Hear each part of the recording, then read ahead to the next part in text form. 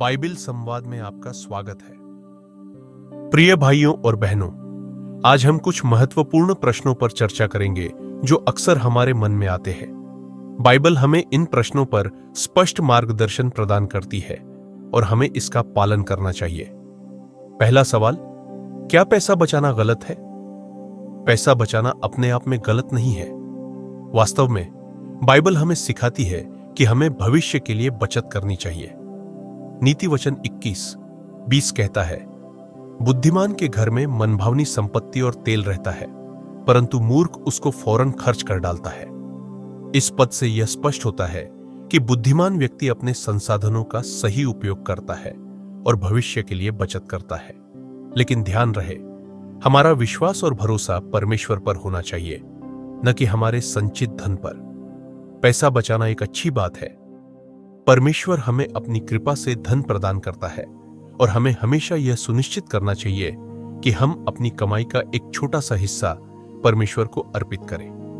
मैं यह नहीं कहूंगा कि आपको 5%, 10% या 15% देना चाहिए, लेकिन एक व्यक्ति को उतना देना चाहिए जितना वह उचित समझता है और खुश मन से देता है, क्योंकि प्रभु उन लोगों से प्रेम करता है जो खुशी से देते हैं।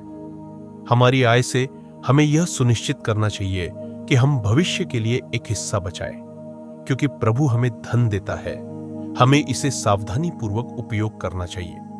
प्रभु हमें नीति वचन 6:9 में सिखाते हैं, हे आलसी, चिटी के पास जा, उसके ढंग पर ध्यान दे और बुद्धिमान हो।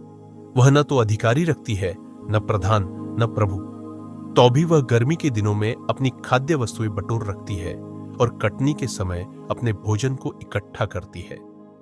अपनी सारी कमाई को केवल खरीदारी में खर्च करना अच्छा नहीं है। हमें एक उचित योजना बनानी चाहिए कि हर महीने हम कुछ राशि बचाएंगे।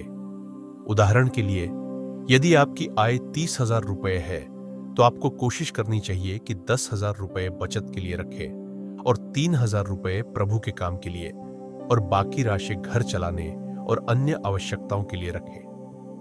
यह सिर्फ एक उदाहरण है। आप इसे अपनी आवश्यकताओं के अनुसार योजना बना सकते हैं, क्योंकि जब कठिन समय आएगा तो आपके पास अपनी बचत से कुछ धन उपलब्ध होना चाहिए। हमेशा याद रखें, जब कठिन समय आता है तो प्रभु से मदद की प्रार्थना करना गलत नहीं है, लेकिन हमें यह भी समझना चाहिए कि प्रभु पहले से ही हमें धन प्रदान कर रहे थे, ताकि हम उसे समझदारी से उपयोग करें और भविष्य के लिए बचत करें। दूसरा सवाल, क्या भविष्य की योजना बनाना गलत है? भविष्य की योजना बनाना बाइबल के अनुसार गलत नहीं है। वास्तव में बाइबल हमें प्रोत्साहित करती है कि हम योजनाएं बनाएं और अपनी जिम्मेदारियों को समझदारी से निभाएं। लूका 14:28-30 कहता है, तुम में से कौन है जो गुम्मट बनाना चाहता हो और पहले बैठकर खर्च का हिसाब न लगाए कि उसके पूरा करने के लिए काफी है कि नहीं? ऐसा ना हो कि जब वह नेव डालकर पूरा न कर सके तो सब देखने वाले यह कहकर उसका ठट्ठा करने लगे कि इस मनुष्य ने बनाना तो आरंभ किया पर पूरा न कर सका। यह पद हमें सिखाता है कि हमें अपने जीवन की योजनाओं को समझदारी से बनाना चाहिए और सही तरीके से उनका पालन करना चाहिए। तीसरा सवाल, क्या कर्ज लेना गलत है? कर्ज लेना अपने आप में पाप नहीं है, लेकिन बाइबल हमें चेतावनी देती है कि कर्ज के साथ जिम्मेदारी भी आती है। नीति वचन 22:7 कहता है, धनी निर्धन पर प्रभुता करता है और आरणी उधार देने वाले का दास बन जाता है। इस पद से यह स्पष्ट होता है कि कर्ज लेने से हमें बहुत सावधान रहना चाहिए, क्योंकि यह हमें दूसरों का दास बना सकता है। हमें अपने संसाधनों के भीतर रहकर ही जीवन जीने की कोशिश करनी चाहिए और बिना आवश्यकता के कर्ज लेने से बचना चाहिए। कर्ज लेना ठीक है, लेकिन केवल तभी जब आपके पास उसे चुकाने की क्षमता हो और वह आपके लिए बोझ न बने। सीमित कर्ज तब ठीक है जब आपको वास्तव में अतिरिक्त धन की आवश्यकता हो, लेकिन फिर से मैं कहता हूं कि कृपया कर्ज तभी ले जब आपके पास उसे चुकाने की क्षमता हो। अनावश्यक चीजों के लिए कर्ज लेना मूर्खता है। अगर आप वास्तव में जरूरत में है तो आप कर्ज ले सकते हैं, लेकिन पहली बात यह है कि आपको अपनी बचत का उपयोग करने की कोशिश करनी चाहिए और कर्ज नहीं लेना चाहिए। मैं आपको कर्ज लेने की सलाह नहीं दूंगा। हमारे जरूरतों के लिए बचत का उपयोग करना हमेशा सबसे अच्छा होता है। चौथा सवाल, क्या हमें दूसरों की मदद करने पर अपना धन वापस मांगना चाहिए?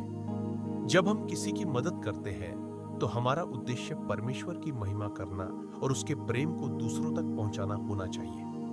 लूका 6:35 कहता है, परंतु तुम अपने शत्रुओं से प्रेम रखो और भलाई करो और बिना किसी आशा के आरण दो, तब तुम्हारा प्रतिफल बड़ा होगा और तुम परम प्रधान के पुत्र ठहरोगे, क्योंकि वह अज्ञानी और बुरे दोनों पर कृपालु है। इस पद से यह स्पष्ट होता है कि हमें दूसरों की मदद करते समय वापसी की आशा नहीं रखनी चाहिए। परमेश्वर हमारी सभी आवश्यकताओं की पूर्ति करेगा और हमें उसकी कृपा और आशीर्वाद का अनुभव होगा। हम केवल उस व्यक्ति से पैसे वापस मांग सकते हैं यदि उसने आपको यह वादा किया हो कि वह निश्चित तिथि पर या 1 महीने या 1 साल के भीतर पैसे लौटा देगा। यदि किसी ने वादा किया है कि वह 1 महीने के बाद पैसे लौटाएगा, तो आप उनसे विनम्रता से कह सकते हैं, आपने कहा था कि पैसे लौटाने की तारीख 1 महीने बाद है, कृपया पैसे वापस करें। हमेशा यह सुनिश्चित करें कि किसी भी लेन देन में स्पष्ट वादा या समझौता हो, ताकि बाद में कोई विवाद ना हो। निष्कर्ष, प्रिय भाइयों और बहनों, बाइबल हमें धन और वित्तीय मामलों में सही मार्गदर्शन प्रदान करती है। हमें समझदारी से धन का उपयोग करना चाहिए, बचत करनी चाहिए और योजनाएं बनानी चाहिए। लेकिन साथ ही हमें यह भी याद रखना चाहिए कि हमारा विश्वास और भरोसा केवल परमेश्वर पर होना चाहिए। कर्ज लेने में सावधानी बरतें और दूसरों की मदद करते समय उदारता और प्रेम का पालन करें। आइए हम प्रार्थना करें। प्रिय परमेश्वर, हम आपके पास आते हैं और आपकी कृपा के लिए धन्यवाद करते हैं। कृपया हमें सिखाएं कि कैसे हम पैसे और संसाधनों को सही तरीके से प्रबंधित कर सकें। हमें बचत करने, भविष्य के लिए योजना बनाने और आरण को समझदारी से लेने की समझ और शक्ति दें। हमें सिखाएं कि कैसे हम अपनी कमाई का एक हिस्सा खुशी से और आपकी सेवा में दें। प्रिय परमेश्वर, हमें धन और संसाधनों का सही प्रबंधन करने के लिए ज्ञान और समझ दें। कृपया हमें विवेक और बुद्धि प्रदान करें ताकि हम अपने वित्तीय फैसलों में आपकी इच्छाओं का पालन कर सकें। हमारे मार्गदर्शक बने और हमारे कामों में सफलता दें। यीशु के नाम में प्रार्थना करते हैं, आमीन।